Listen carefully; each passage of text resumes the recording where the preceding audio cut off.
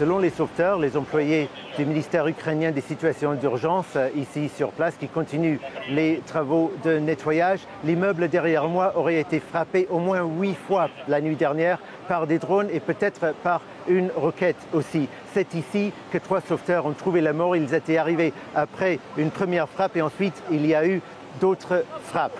Ils ne pensent pas qu'il puisse y avoir des gens dans le débris derrière moi puisque ce n'était pas un immeuble résidentiel mais un immeuble commercial. Il y avait ici des magasins, aussi des ateliers. Alors la Russie dit avoir ciblé des cibles militaires ou appartenant au complexe militaro-industriel. On ne peut pas être sûr qu'il n'y avait pas, par exemple, un petit atelier de drones derrière moi. Mais si ça avait été un site important pour le complexe militaro-industriel, on n'aurait pas le droit de le filmer. On n'a pas le droit de filmer les sites militaires en Ukraine. Ce qui contraste absolument avec les bases aériennes que les Ukrainiens ont ciblées en Russie. Et c'est quelque chose que les autorités ukrainiennes tiennent à souligner. La Russie dit que les frappes de la nuit dernière sont une réplique à leurs frappes sur leur base aérienne, mais le moins qu'on puisse dire, c'est que c'est une réplique asymétrique, puisqu'il y a eu ce bâtiment commercial, mais d'autres bâtiments absolument résidentiels ont aussi souffert la nuit dernière à Kiev